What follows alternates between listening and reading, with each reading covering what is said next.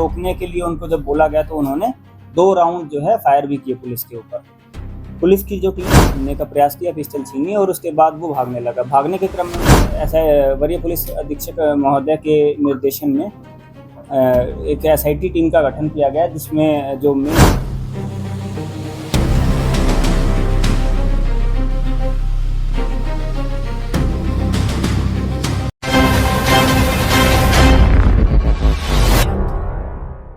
को 21 अप्रैल कल morning around 8:30 police को सूचना प्राप्त हुई थी कि मेन रातू रोड पर भार्गव सिंह है, जिनकी उम्र 28 वर्ष है, उनकी पीठ पर गोली मारकर एक व्यक्ति भाग गया है।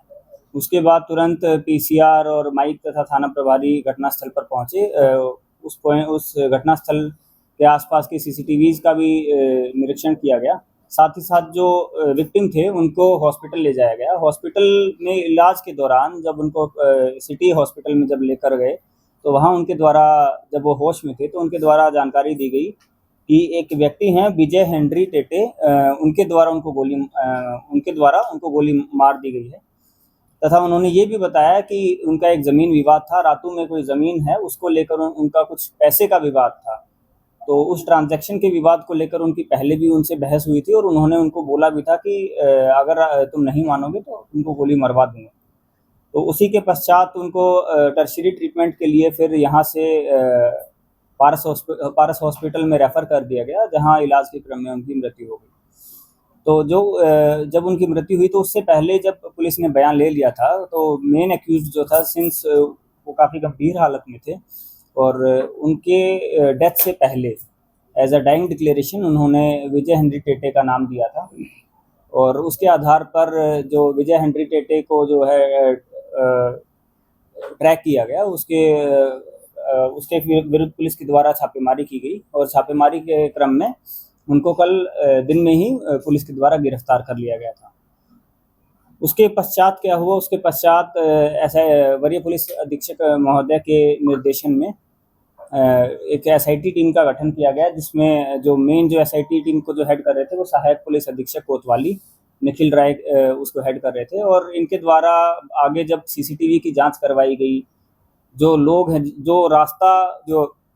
जो शूटर है उसने जो रास्ता फॉलो किया था, वहाँ अलग अलग लोगों के बयान लिए गए। तो और लोगों ने फिर खुलकर लोग सामने आए, लोगों ने बताया कि जो मेन एक्यूज जो है, जो मेन शूटर जो है, उसकी पहचान की गई। और पहचान करने के पश्चात कल शाम से ही लगातार मल्टीपल टीम्स के द्वारा अलग अलग जगह पर छापेमारी की गई। उसी क्रम में ये चीज़ सामने आई कि वो झारखंड से भागकर बक्सर बिहार जाने की फिराक में हैं और उनको कल आज अर्ली मॉर्निंग नेवरी गोल चक्कर के पास जो बस स्टैंड है वहाँ से उनको डिटेन किया गया, उनको फिर वहाँ से अरेस्ट किया गया।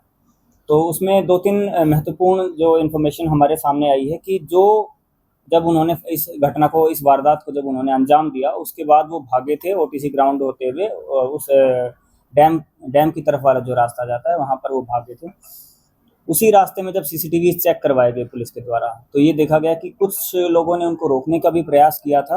हालांकि हथियार के डर से उन्होंने डेटर कर दिया कि आप अगर हमें रोकेंगे, अगर आप मुझे रोकेंगे तो मैं आपको गोली मार दूंगा।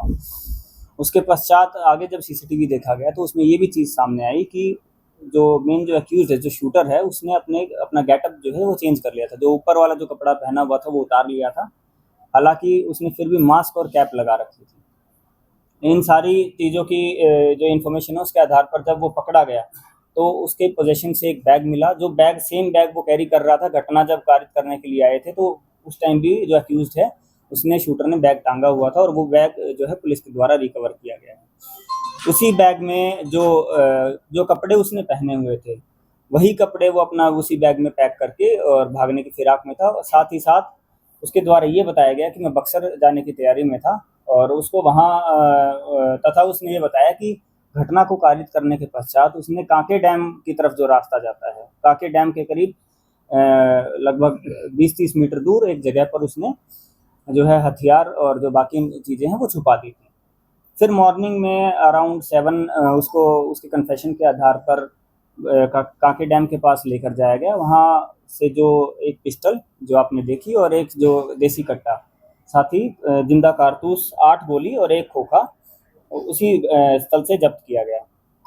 जब्त करने के पश्चात जब फर्दर उससे पूछताछ करने की और आगे लेके जाने की जब उसको तैयारी हुई, तो उसने उसे लगा कि वो भाग सकता है, और उसने फोर्सफुली हमारे जो एएसआई हैं उनकी पिस्टल छीनने का प्रयास किया, पिस्टल छीनी, और उसके बाद वो भागने लगा। भागने के क्रम में उनको रोका गया। रोकने के लिए उनको जब बोला गया तो उन्होंने 2 राउंड जो है फायर भी किए पुलिस के ऊपर। पुलिस की जो टीम है उसमें जवाबी कार्रवाई में पुलिस के द्वारा भी टोटल 5 राउंड फायर किए गए, और उसमें जो है उनको पैर में जो है इंजरी हुई है, बुलेट शॉट इंजरी। जो शूटर है उनको बुलेट शॉट इंजरीज हुई हैं 2 जगह, और उसके बाद टर्शियरी ट्रीटमेंट के लिए और बेहतर इलाज के लिए उनको वहाँ से एम्बुलेंस बुलाकर रिम्स में रेफर कर दिया गया है, और वो खतरे से बाहर। बैकग्राउंड सर क्या था? जो ये शूटर है, आप इनका नाम है सत्यम पाठक। ये काफ़ी केसेस में इन्वॉल्व रह चुके हैं। ये 2014 से ये एक्टिव हैं। 2014 इनफैक्ट 2012 से एक्टिव है ये। 2012 में कोतवाली थाना कांड संख्या जो पंडरा एरिया में ही उस टाइम जो पड़ता था, घटनास्थल उसका पंडरा एरिया में ही था, और ये पंडरा के ही रहने वाले हैं। उस टाइम ये आर्म्स एक्ट के केस में अटेम्प्ट टू मर्डर के केस में जेल जा चुके हैं पहले 2012 में। उसके पश्चात 2014 में अरगोड़ा थाना अंतर्गत एक आर्म्स एक्ट के केस में ही, आर्म्स एक्ट और मर्डर के केस में पहले फिर से जेल जा चुके हैं। उस टाइम कोई एक शक्ति सिंह हत्याकांड हुआ था, उस वारदात को इनके द्वारा अंजाम दिया गया था, और उसमें भी ये एज अ मेन शूटर ये इन्वॉल्व थे। उसके पश्चात 2024 में लगभग 2 साल पहले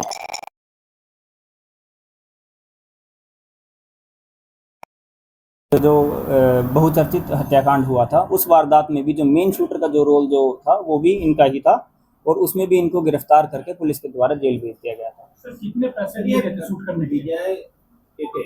और ये शूटर चूँकि जैसे ही इनको अरेस्ट किया गया, अरेस्ट करने के बाद इन्होंने बताया कि मेरे पास वेपन्स हैं। वेपन्स के लिए फिर इनको जो रिकवरी के जब लेके जाया गया, तो इन्होंने ये घटना कारित करने का दोबारा से प्रयास किया, तो इनको हॉस्पिटल में रेफ़र कर दिया गया है। और रेफ़र करने के बाद हमारी टीम जब जांच के लिए पहुंची, तो अभी उसमें पूछताछ में थोड़ा हमें समय लगेगा। और हालांकि ये चीज़ की पुष्टि हुई है, इन्होंने स्वीकार भी किया है कि मैंने उसे गोली मारी है। उसने अपने ये अपराध को स्वीकार कर लिया है।